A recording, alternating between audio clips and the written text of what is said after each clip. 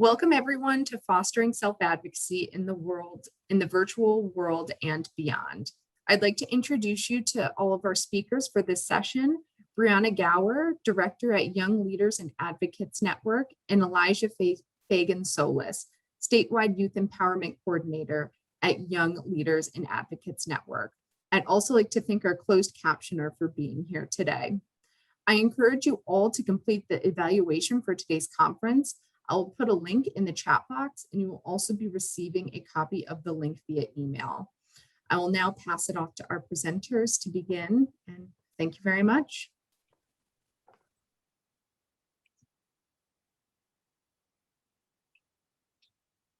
You're muted, Elijah.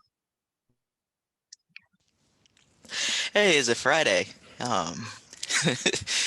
Good morning, everyone, once again. Thank you, Brianna, for letting me know. You think that this long into the pandemic and doing these Zoom meetings, I would learn when I'm muted or not. But good morning, my name is Elijah Fagan Solis, and welcome to Fostering Self-Advocacy in the Virtual World and Beyond, presented by the Young Leaders and Advocates Network. So great to have you all here on this morning.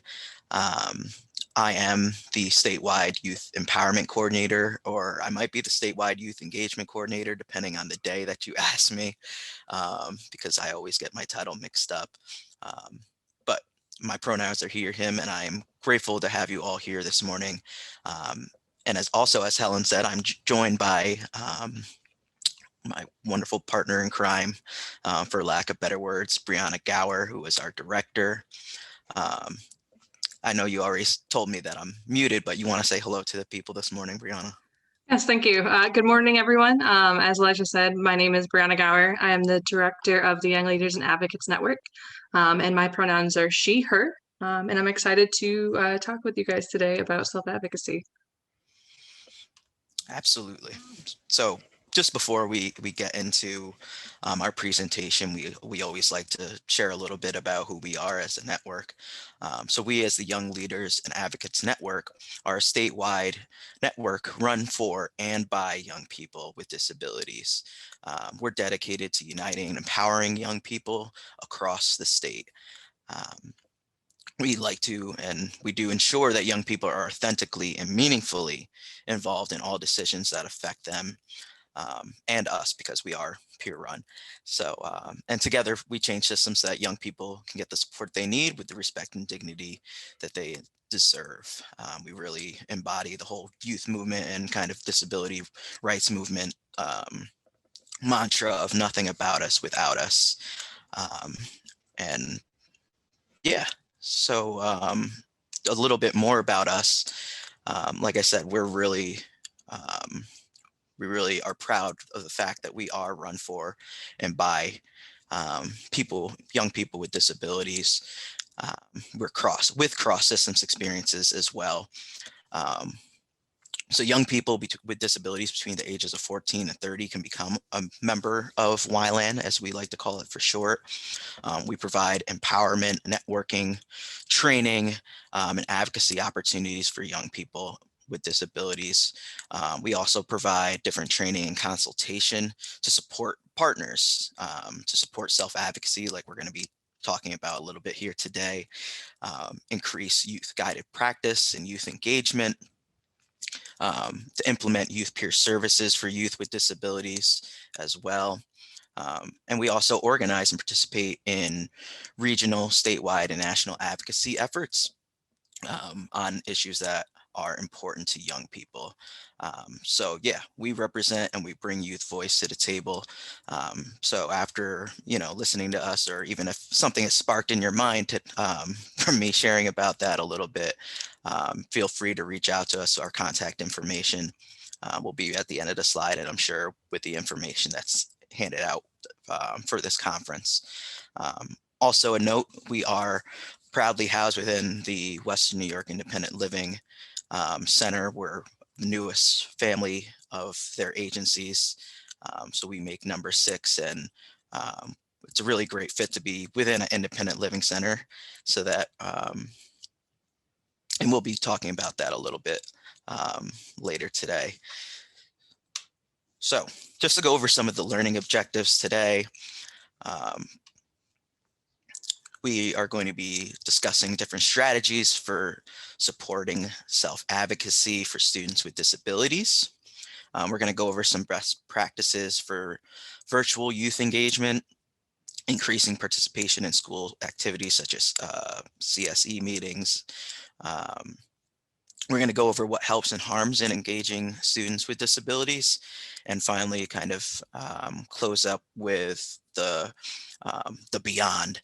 So community connections and supports for students with disabilities. And so I'm not sure if there's any questions, but I'm going to pass it off to Brianna to talk about supporting self-advocacy. Great. There's Thank no- you, Elijah. Sorry, I was just going to say there's no questions in the chat yet, but just a reminder, if anyone has questions at any point, feel free to drop them in there.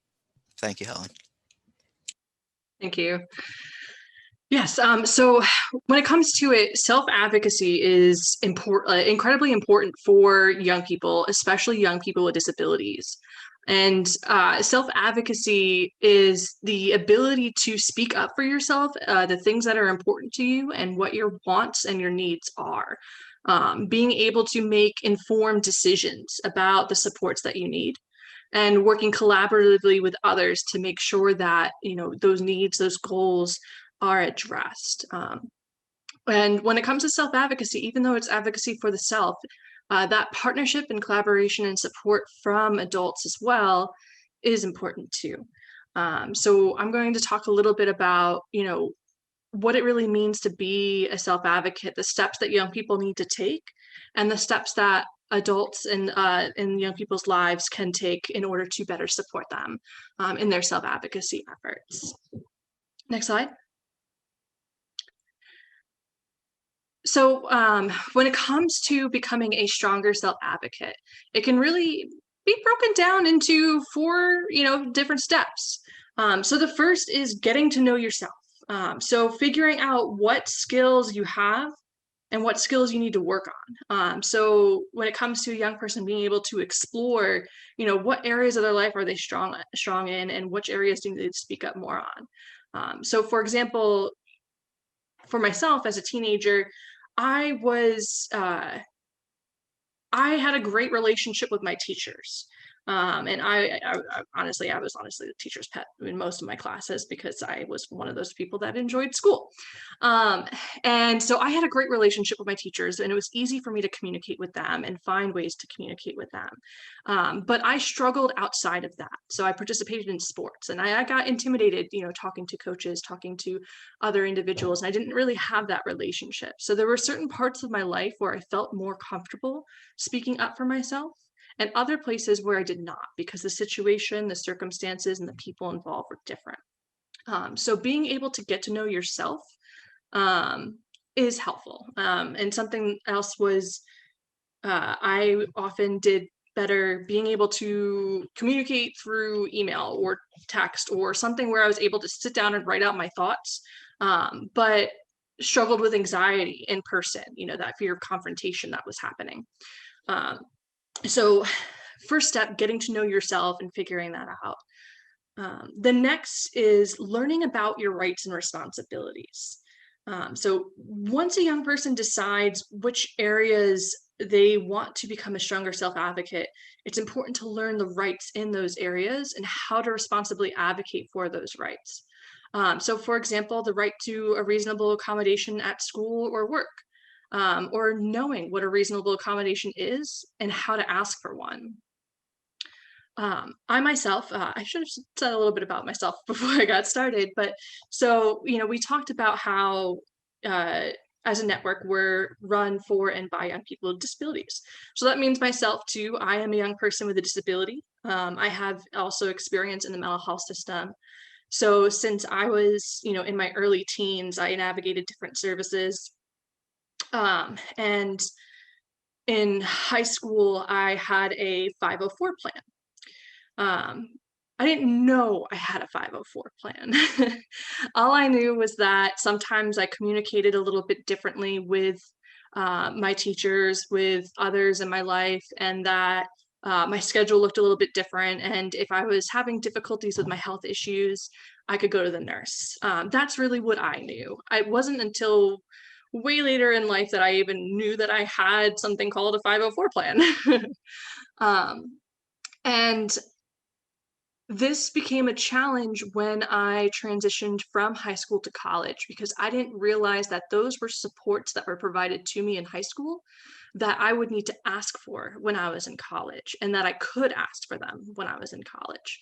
Um, and that ended up causing some trouble for myself, and I struggled a little bit in school then. So learning your rights and responsibilities, so the responsibility of myself to ask for accommodations and the right to do so and to have them provided and protected. Next is speaking up. So, once a young person knows what areas of their life, what their responsibilities and their rights are, it's really time to start speaking up for what they want and they need. Whether it's sharing, their thoughts or opinions, asking a question, if they don't if they're not understanding something, talking about planning your classes, life after school, asking for accommodations, things like that. So being able to put what you know and what you need into reality. And the last one is teaming up. So really this idea that being a strong self-advocate doesn't mean doing everything on your own. What it really means is building a team of people who know you, who you trust, and who can help you in accomplishing your goals. So friends, peers, mentors, school staff, community members, family members, and so on and so forth. Next slide, Elijah.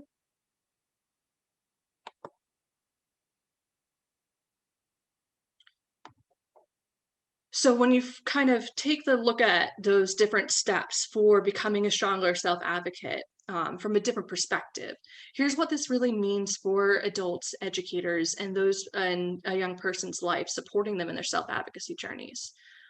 So just as young people need to get to know themselves, it's important that adults are providing tools for self-exploration, ways for young people to explore, what it is that they need to do, that they need to work on, and where they thrive, and how where they thrive can be utilized in other areas of their lives. Just as it's important for young people to know about their rights and responsibilities, there's an opportunity for adult allies to teach about rights and responsibilities. This is something that is not taught in schools, or at least if it is, it's not something that's happening as much as it should. So being able to learn about those rights and responsibilities, or being connected to others who can support them in learning about those rights and responsibilities is crucial. Next, creating space for youth voice. Youth voice is powerful. Young people sharing their stories, their experiences, speaking up for themselves, it is really powerful. We see across the world, the power that young people have and the change that they can make. But it is often something that requires others to also create space where they have power, to create space for youth voice. And so in schools, being able to encourage young people to share their thoughts and opinions, to encourage them to ask questions if they don't understand, to provide those opportunities and develop those relationships that allow for a youth voice to exist. And lastly, collaborating with others in the young person's life.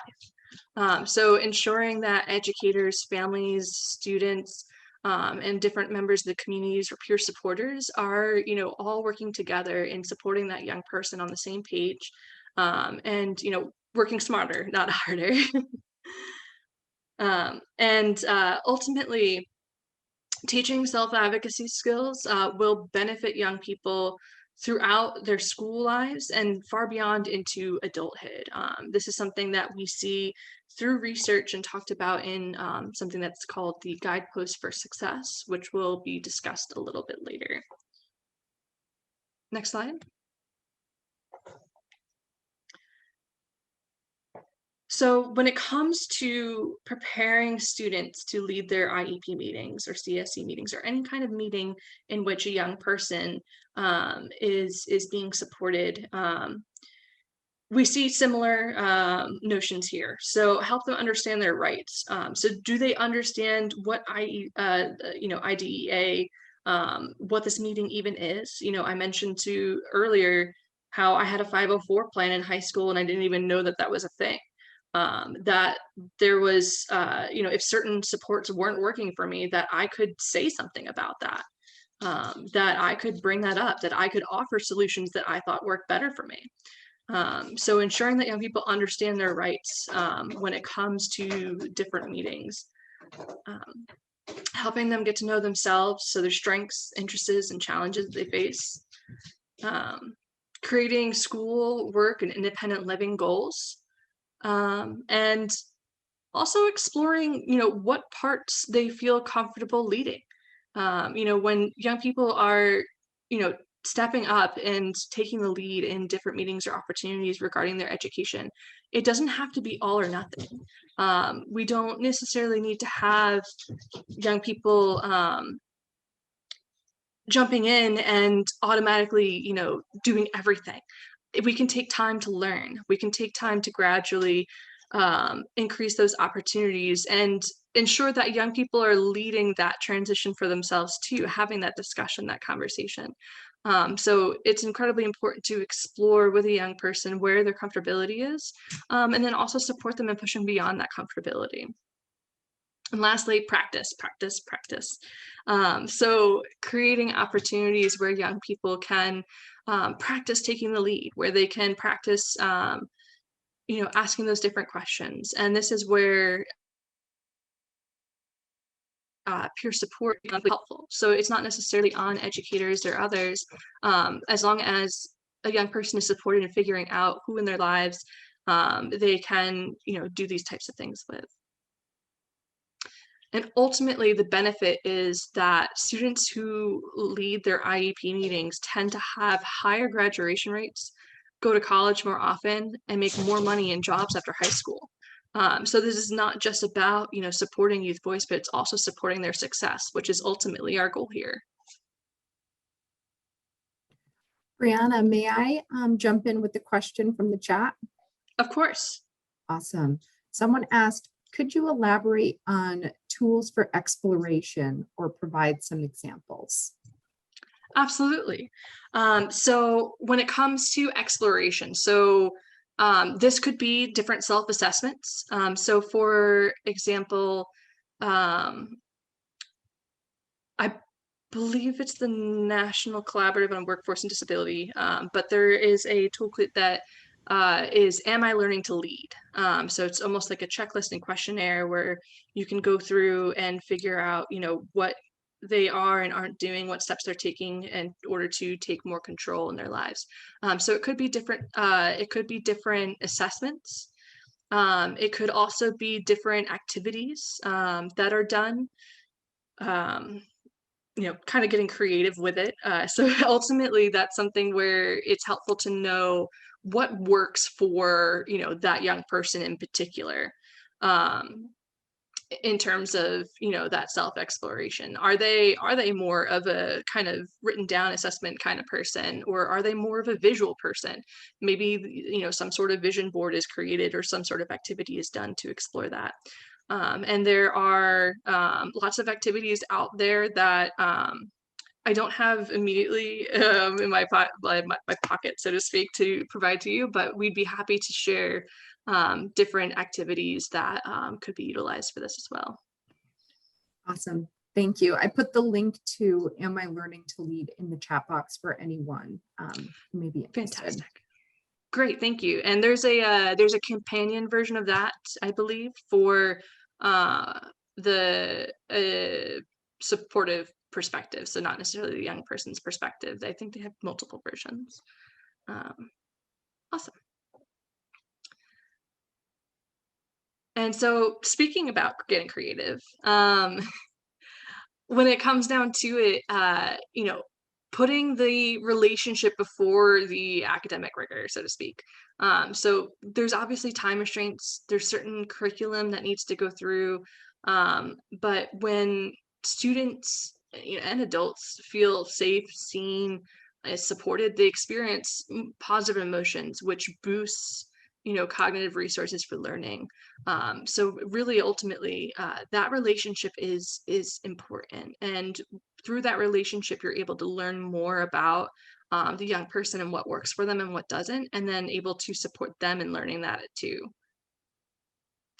Getting creative with accommodations and supports. So, whether it's virtual learning or in person, using individual or small breakout rooms, providing extra instruction, encouragement, support, modifying assignments, or creating space for students that are struggling to kind of take a step away and focus and get back into the zone for learning. So really thinking about what are the spaces and places and opportunities to get creative with accommodations and supports, and when that support is on an individual or a group level. And if this is something that is difficult, to do, who, could be partnered with to help that happen. So for example, there was a group of students I had talked to previously that they had created this social opportunity that was led by a couple different teachers, where they had a open Zoom call that they could go in, and it's almost a virtual hallway they had, where they could just kind of pop in, like hang out, like see other people, just chat about nothing. And that meant a great deal to them, just having that, simple space for something. So really getting creative with what supports could be available, and if it's something that is within your hands or something that needs to be kind of collaborated on, being able to proceed with that. And lastly, collaborating with a team. So one of the challenges for students with disabilities is that their support can often be disjointed and remote. Collaboration can be challenging because of multitude of factors. Despite everyone's best efforts, there is a lot of challenges that come with it, especially during a pandemic.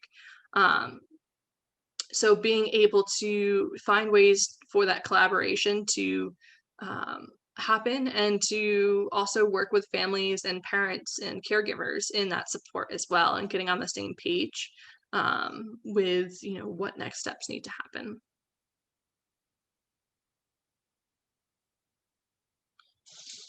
One resource that I highly recommend, which, full disclosure, I believe this was first released in like 2005, so it's a little outdated in terms of some of the language or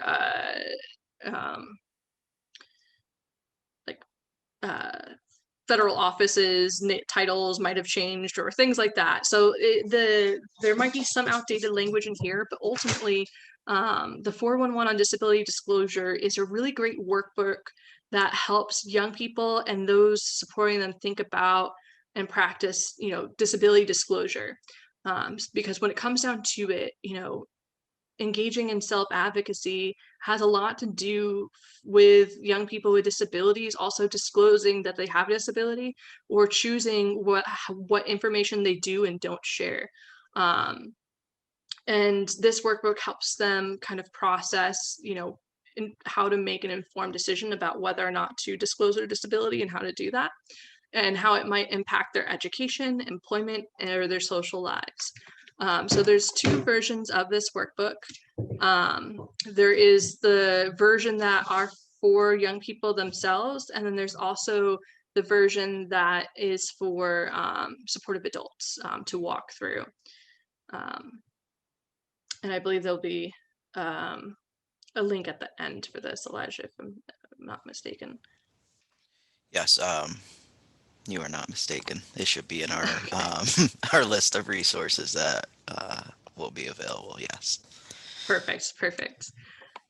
Great. Yeah, so without further ado, unless there are any questions, I'm going to pass it to Elijah to talk a little bit about virtual engagement.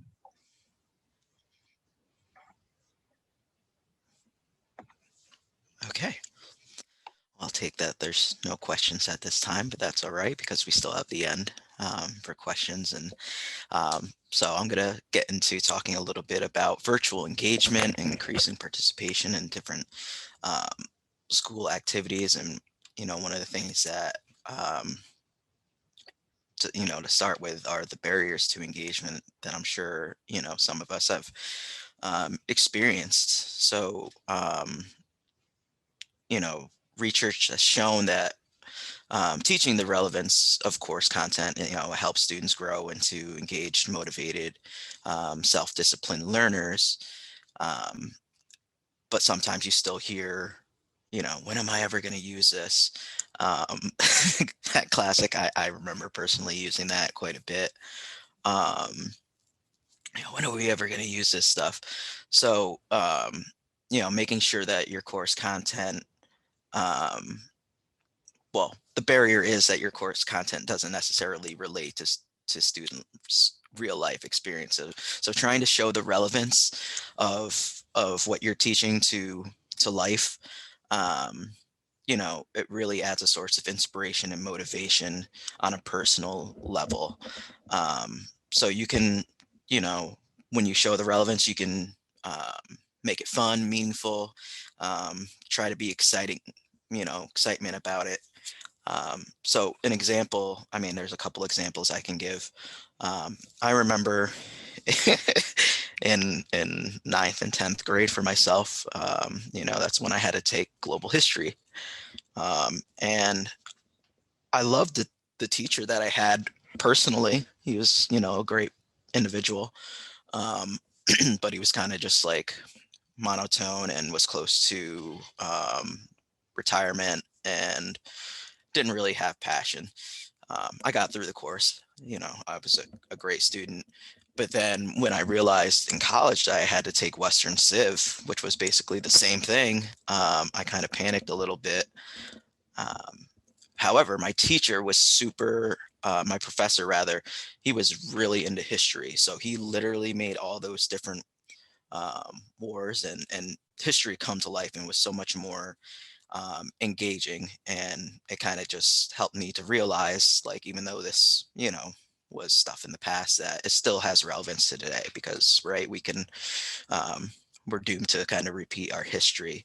Um, so, just being able to have students being able to see and feel what the lesson is really kind of makes a difference.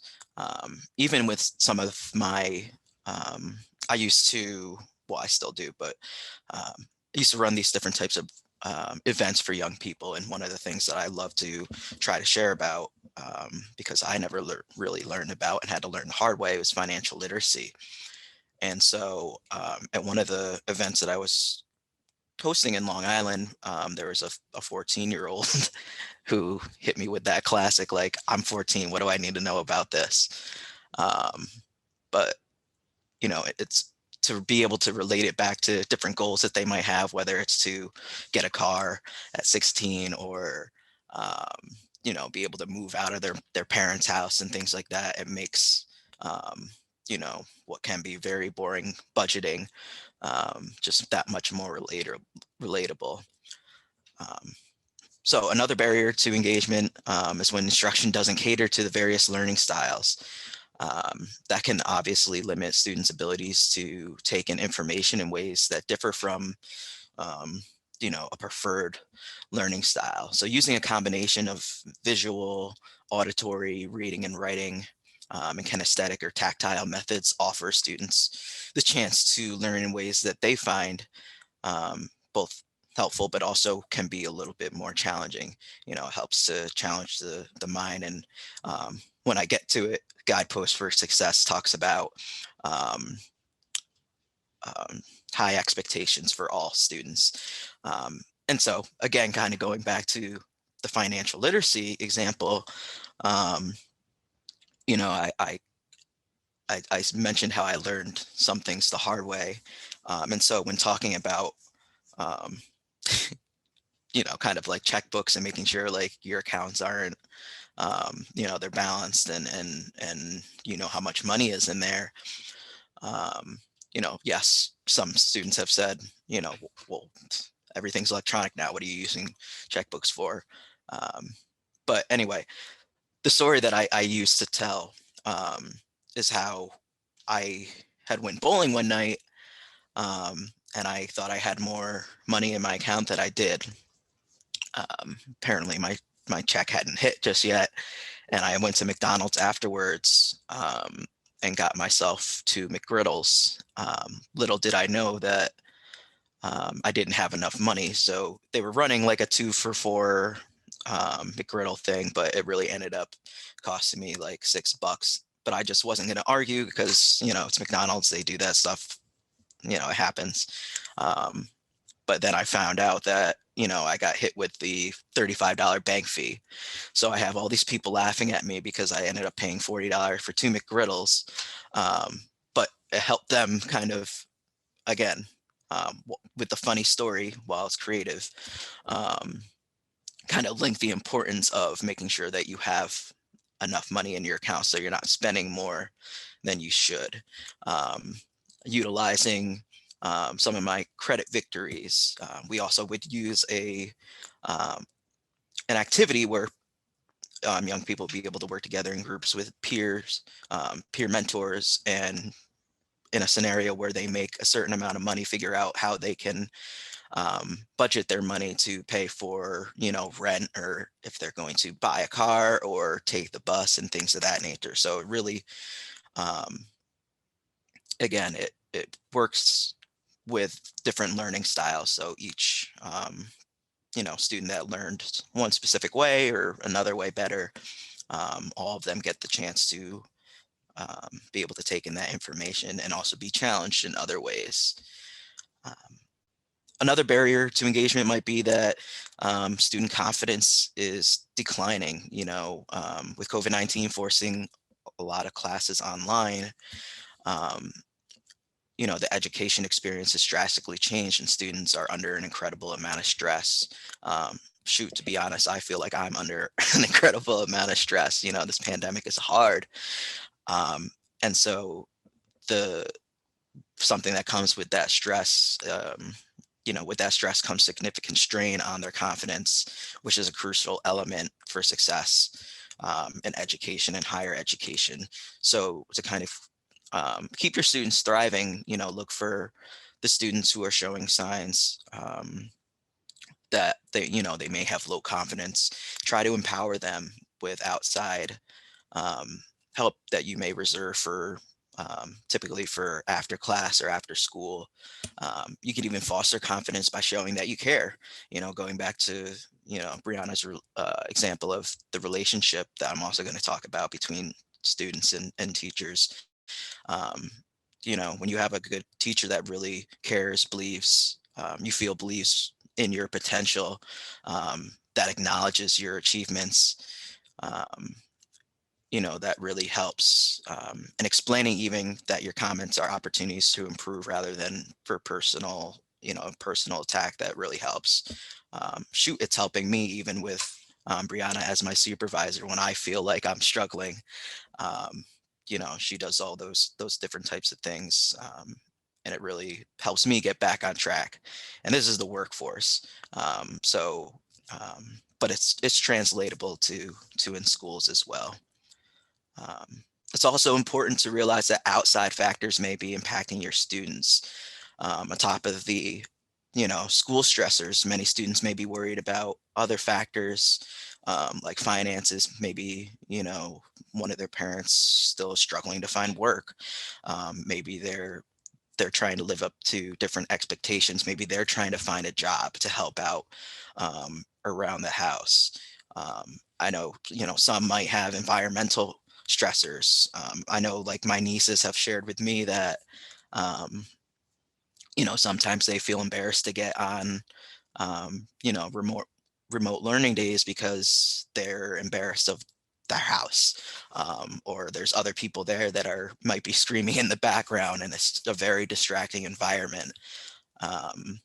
So, consider these students' experiences, how that might impact their ability to learn, and just be mindful of it.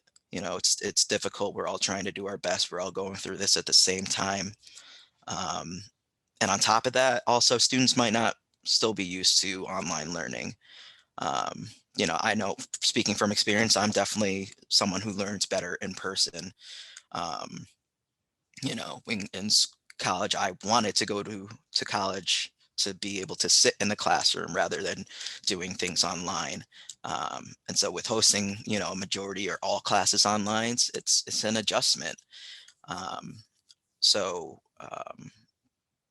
but luckily, we have some different best practices to help with this that I'm going to get into sharing just next. And again, we have some peer tested engagement exercises, tips, tricks to incorporate to keep students engaged in learning. That's going to also be on at the end with different resources, and we have that in a nice little Word document as well for everyone with other resources. So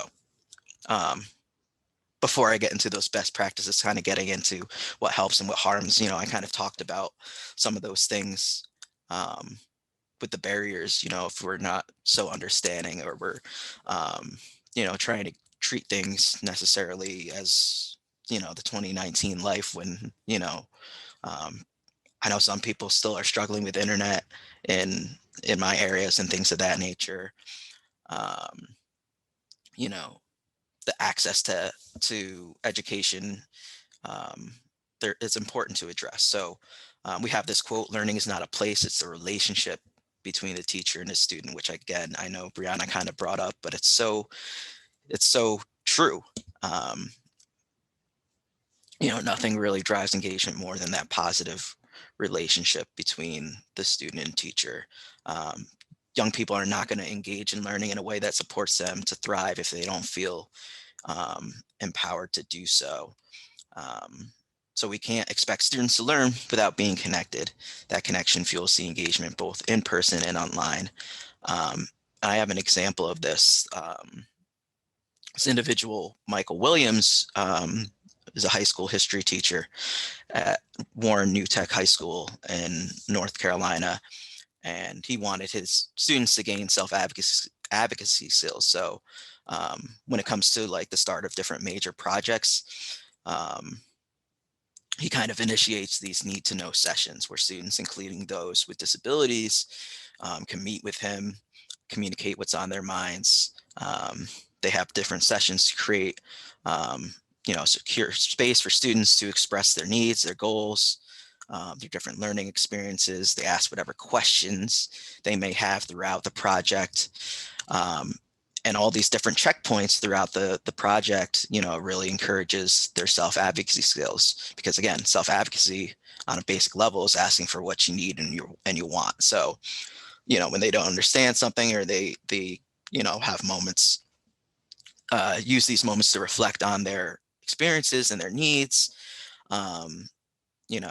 and to say whether they need extra supports to complete their work. It really helps everything, um, go along with, in regards to completing the project and learning what we intended the students to learn about. So yeah, just having that kind of, I'm going to say the word empathy, but just understanding with that relationship. You kind of know when a student is struggling a little bit. Just take that extra step to kind of not assume, but get to understand and see what we can do as educators to help facilitate getting past that. So some best practices for virtual youth engagement: be specific. So make sure you're clearly defining expectations up front, more than just a syllabus or a grading rubric or whatever the case might be. Try sharing those real life examples of what to do and what not to do whenever possible. Clarify tone and communication styles. In regards to online, students tend to be more informal, right, when communicating online. So make sure that You have different guidelines to ensure, people aren't, I don't know, just students are staying a little bit more formal like it is indeed in the classroom. Um, my son has a way of thinking like when he's online and remote, like this isn't real school. Sometimes it's just like, it is school. Um, but just clarifying those tones, making sure that's very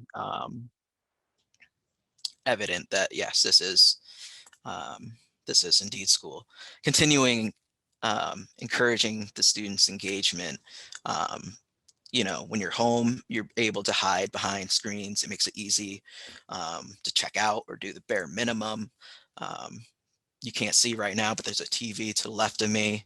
I'm in the basement in my son's little hangout, and there's a gaming computer next to me. I could be checking out right now.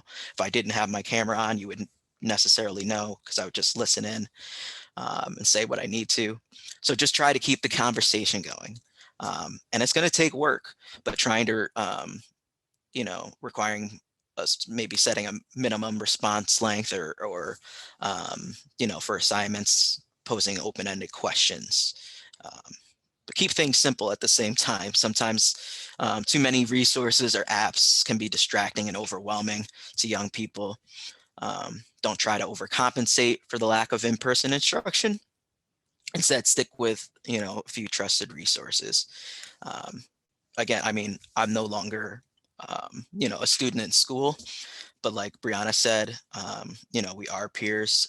I didn't have necessarily a learning disability, but if you ask me, I'm very easily distracted.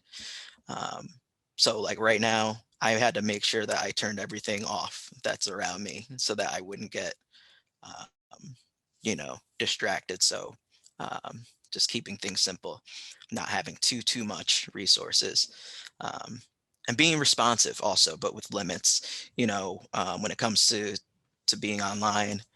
Um, well, let me just go back to when you're in the classroom, right? You have a certain amount of times with students. You might have the a 10th period or whatever it might be called after class where people can come communicate with your students when you are available, when you're not available, to help with this online learning, and make sure they know when they can expect a reply, because in this day and age, usually you can send a text and people send it right back, but you're still a teacher, you're still a professional. You're not on the clock all the time. So some more. Establish a routine.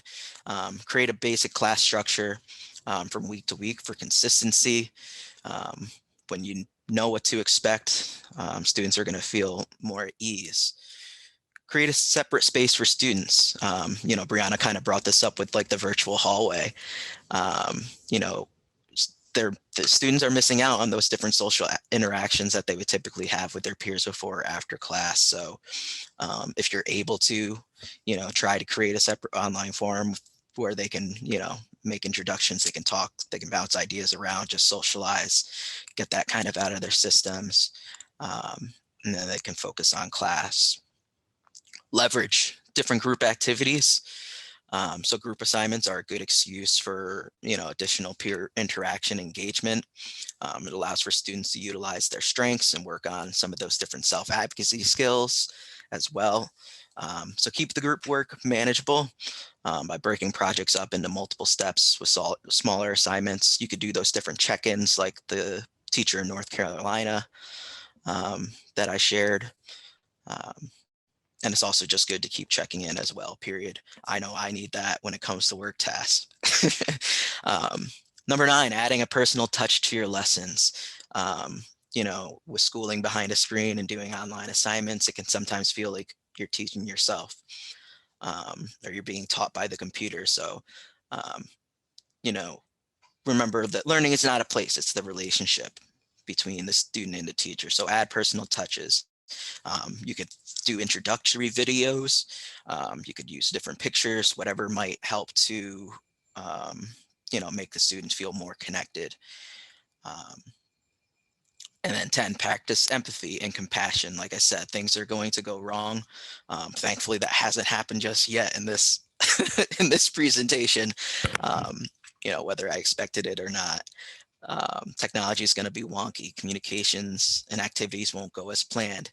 But again, remember, this is difficult for everyone. One of the things that I kind of got upset with my community about is that everyone was putting so much pressure on the educators when they're going through this too. This is taking things online. It's difficult for everything, and I commend all the educators on here for doing your best.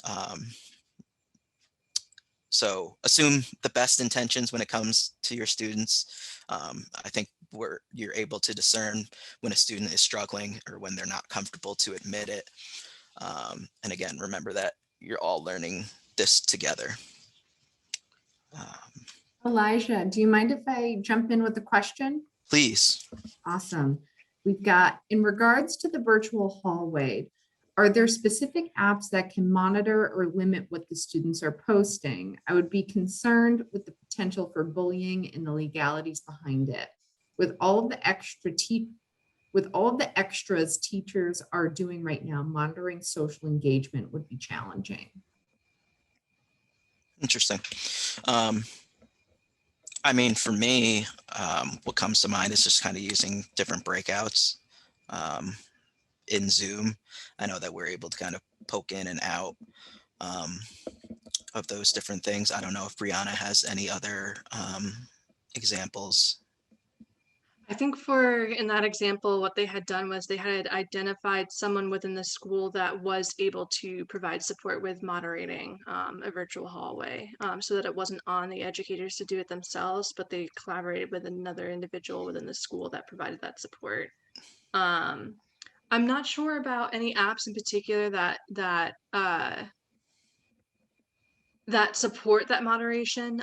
There are different, at least that integrate with Zoom. So it's going to depend on what platform you're looking for.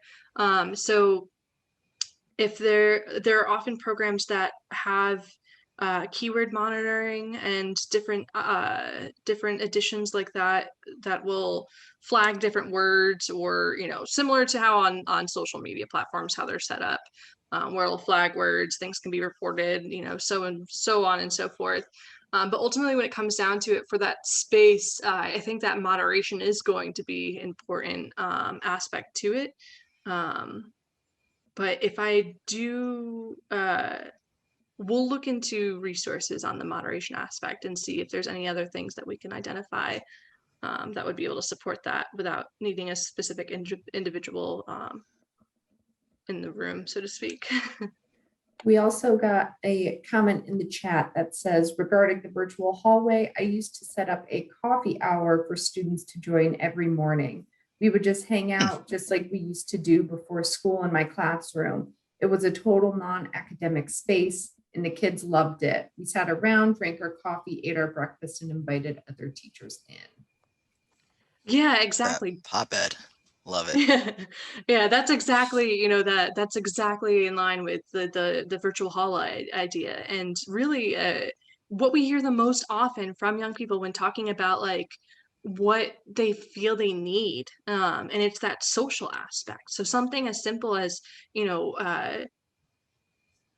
having a Zoom call in the morning for coffee, or like a little virtual hallway at a dedicated time, goes such a long way in supporting students, such a long way. Absolutely. So really quickly, just bringing up Universal Design for Learning. I know this is a special education task force conference, but I know that teachers have a lot of different responsibilities and things of that nature.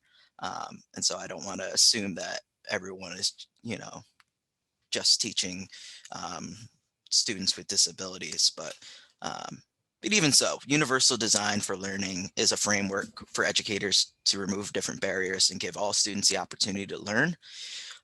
It's based on 3 different principles that ensure flexibility in how students access material. and engage with it.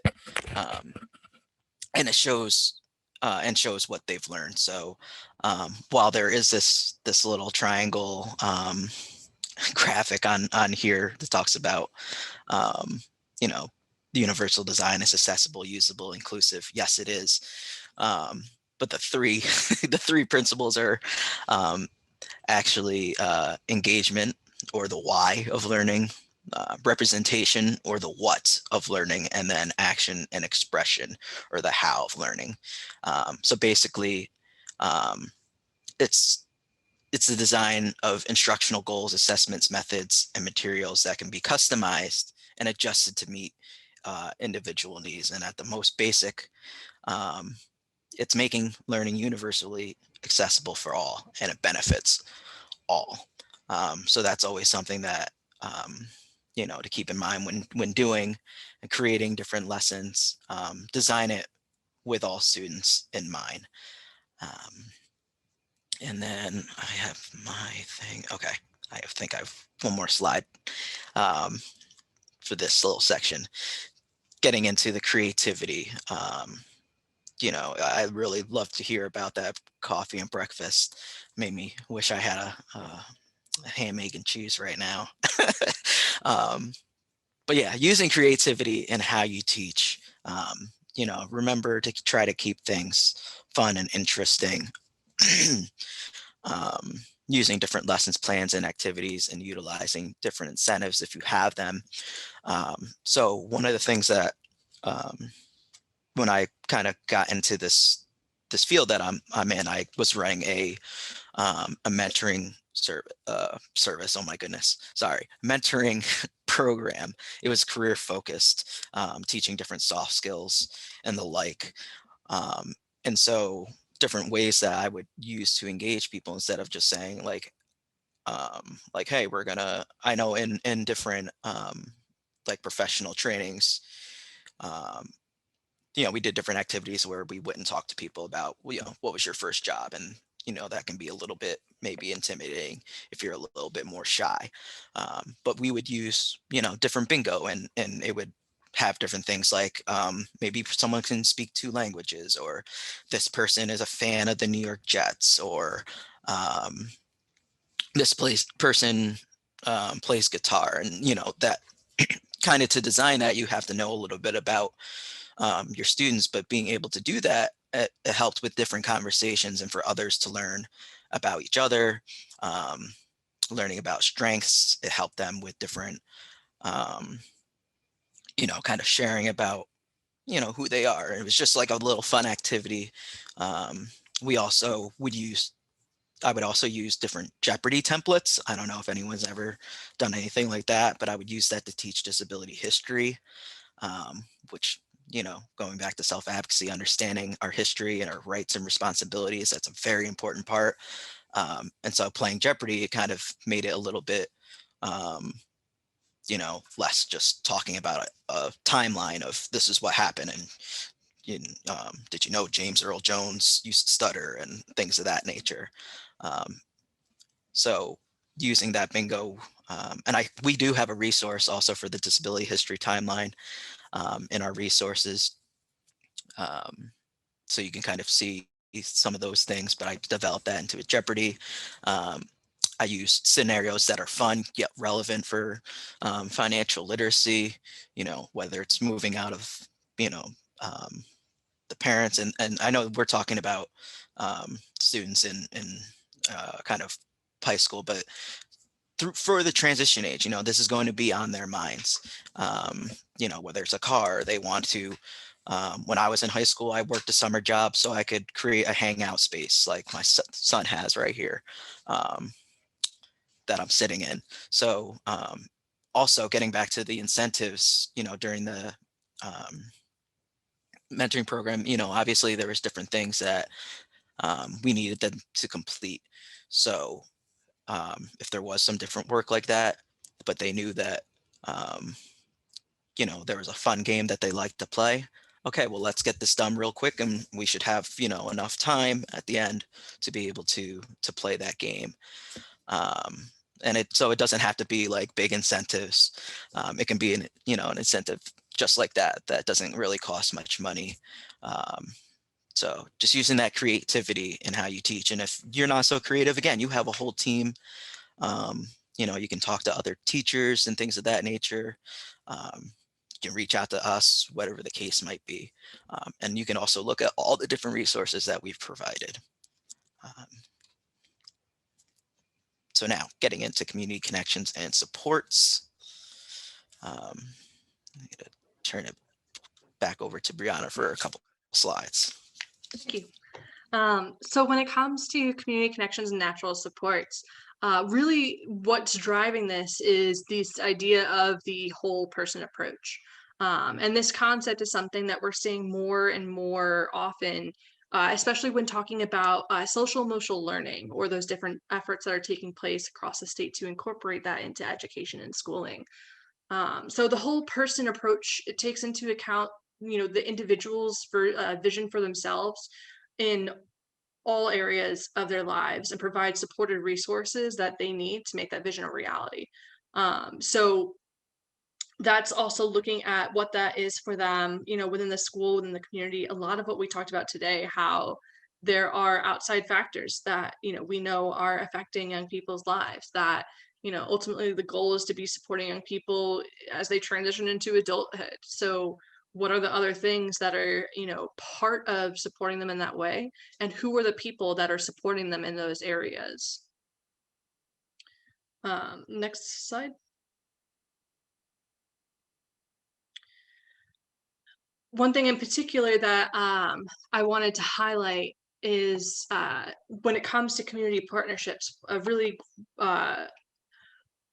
great partnership to have is connecting to independent living centers as well. So independent living centers exist across the state that provide support to individuals with disabilities of all ages. And so this includes young people with disabilities as well. It varies in terms of which have programs specifically dedicated to young people and which do not, but all still provide services to young people with disabilities. Whether it's transition planning and support services, educational advocacy, peer mentoring, training opportunities for self-advocacy, school-based workshops, work readiness and employment services, really a catch-all for, what supports are needed. And in addition to that, we're seeing more and more, and part of what YLAN here, why we exist and what we're working to do is, creating more opportunity for young people within independent living movement across the state. So for example, Western New York Independent Living, something that they have been working on is a youth peer advocacy program built within the Independent Living Center. And so this program includes an online forum that was an idea that young people themselves kind of came up with, where they could have a social media platform to connect with each other and to talk, that wasn't Facebook and wasn't Twitter. It was away from the what could often be toxic nature of social media today, to have a space with like-minded peers to do that, and different focus groups and things of that nature. And there are different groups or opportunities like this across the state. So I strongly encourage everyone, if you're not connected to your local independent living center, that is a important partnership when it comes to supporting students with disabilities and being able to locate support and resources where there just might not be capacity, within the school system to support. So there's only so much that we can do, and we often want to do it all, or want to ensure that things get done, but we can't burn ourselves out and we can't do it all. So being able to connect to community partners is a really great way to find others who can also be supportive in achieving what is needed and working collaboratively to address those needs. Brianna, do you mind if I jump in for a second? Yeah, go ahead.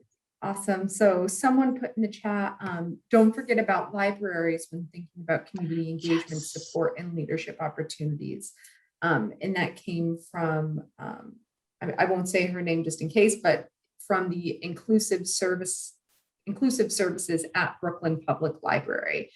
And then there was also a question saying, is there a database or resource list of agencies across the state? So in terms of the database, I'm going to assume this means a list of independent living centers. What I would recommend doing is, I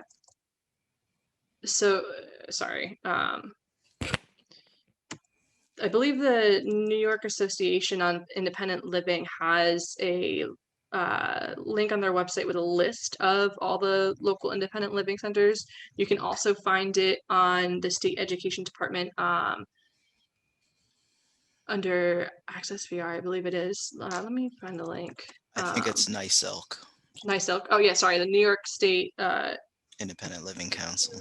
Independent Living Council. Yes. Okay. Thank you, Elijah. I got a link right here too, so don't worry about that. I'll look on the back end to Perfect. present. I appreciate it though. Yeah, perfect. Yeah, so they have a list of all local independent living centers. Honestly, you could also just like reach out to us too, like, hey, I'm kind of over here. We'd be happy to help connect you to that.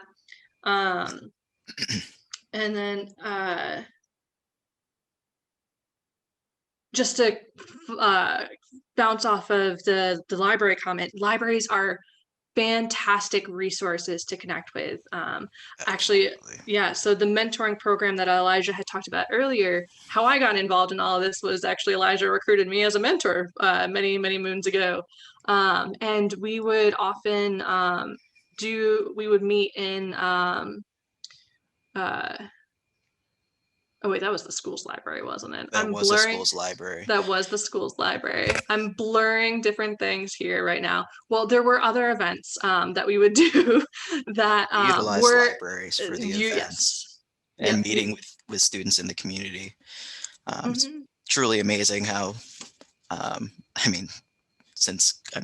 card catalog days, I'm really dating myself, but that's all right.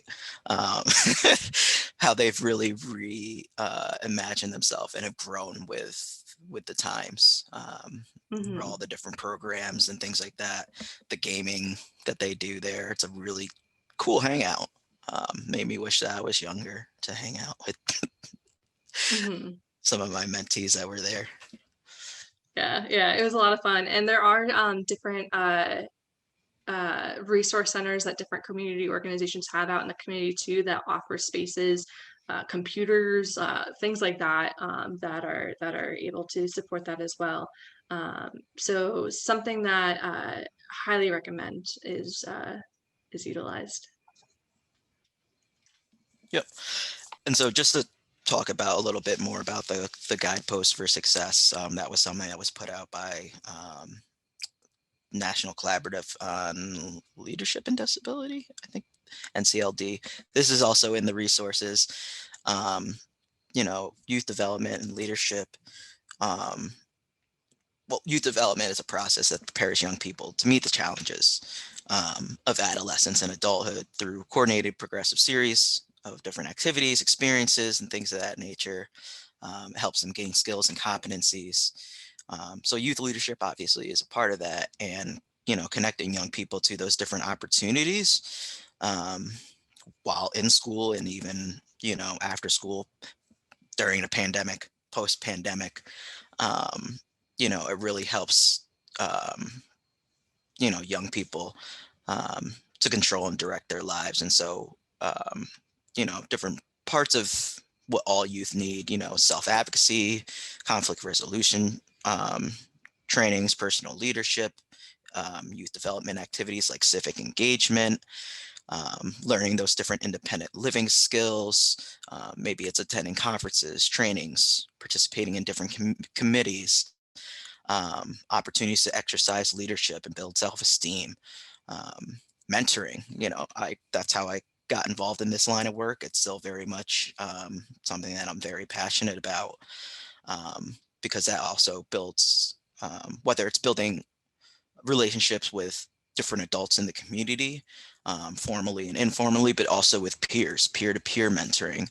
That's kind of what a part of that program that I used to run, the part of that was peer-to-peer mentoring, because we would recruit different individuals with disabilities. So young people who were, a couple steps back behind the mentors who might have been in college, they could talk about their experience and say, hey, I've been where you've been, and this is how I got out, and it might not necessarily work for you, but we'll take that journey together, and we'll make sure that you get to where you want to be, that will help you accomplish those goals. And there's other places that can help you with that, with the independent living centers, whether it's the students or the teachers in their lives, the family members. That's so incredibly important. Just basically, excuse me, exposure to role models um, in various contexts.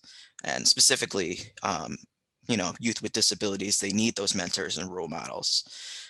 People with and without disabilities, they need the understanding of disability history and culture, to know that there's a whole movement. They're not alone, and that disability public policy issues, exist, and as well as their rights and responsibilities, and they can be a part of that too.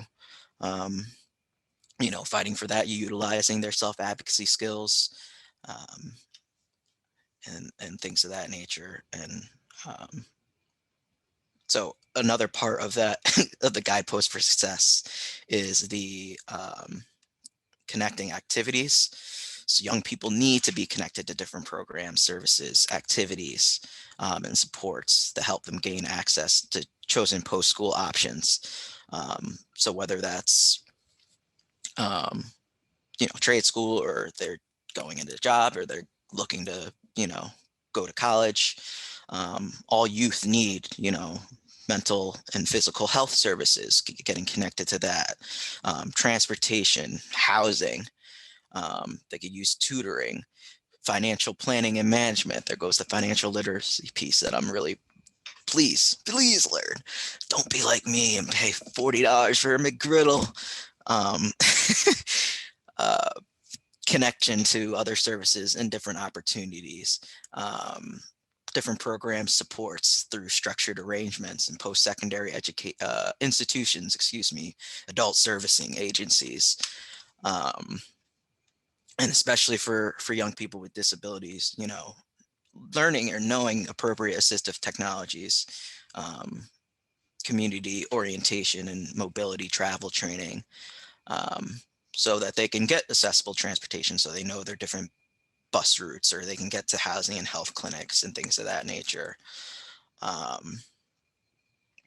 Exposure to different post-program supports, connecting to those independent living centers. Libraries have a bunch of different programs that help. Thank you for bringing that up, to whoever did bring that up, that help learn, or help individuals learn about different things. Even Lowe's, you can go learn about how to put in ceiling fans, or whatever the case is, whatever their interests are.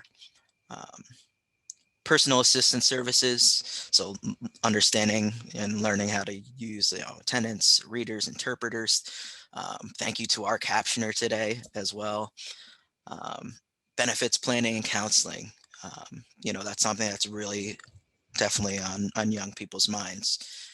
Used to be on mine, like, do I work and be a productive member of society and lose my health insurance, or do I just keep my health insurance and be able to live but feel like a bum? I didn't necessarily, when I was younger, know about different independent living centers and things of that nature, where someone could explain to me, yeah, you can work and you can put aside this piece of money over here to for a goal, and the government can't touch it. So really just connecting these our students or young people to these different opportunities is really great, because we can't know it all. um, all about working smarter, not harder. And there's these different agencies and organizations that do this and like to do this. It's their passion. That's what they're there for. My God. Um, then utilize them, make it easier for yourself. So this is like the resource page. But again, I did send over a Word document that should be, it might be sent after the conference because I was a little late with it, but different resources that you can use, all these different links, and there's even other PDFs as well. So there's resources about educating all learners, student-led IEPs. If you look into the agents of their own success, that is a really great resource as well. There's different online learning strategies for students. We have the 411 on disability disclosure, tips for teaching online, the barriers to avoid, the disability knowledge and identity, self-assessment, that's also there. I think that's a little bit different from my learning to lead. I'm not sure. It might be the same thing. It's the same group of people that developed it, that know their stuff. The disability history timeline, you could learn some really cool things in there. Like, I was not lying about James Earl Jones. He got to start on Sesame Street. Like, that's interesting to me.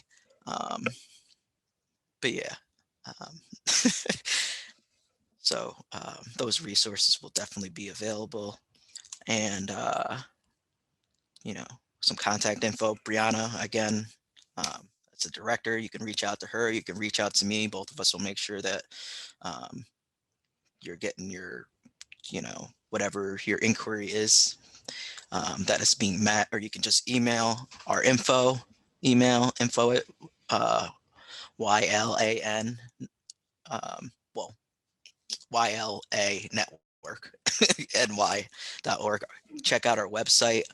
I also know Helen had mentioned that there is an evaluation for the conference. Definitely fill that out. But if you wouldn't mind, there's also a quick evaluation for us, for Brianna and ourselves, so we can learn what we can do better next time as well. We're always looking to improve. So thank you so much. And I know we are at time, but there's one question that I think is quick, and I think I know the answer, but I will let you guys answer it. It asks, if the child is medically involved in nonverbal, is it still appropriate to connect with independent living centers? I think is what they mean, for guidance. And I think the answer would be yes, but Yes. Yeah, absolutely. Independent living centers support all ages, all disabilities. They're also able to work not only with the individual themselves, but their family or any supporters in their lives, and help connect with accommodations or resources to ensure that communication can happen to address needs. So yes. Awesome. Well, thank you all so much.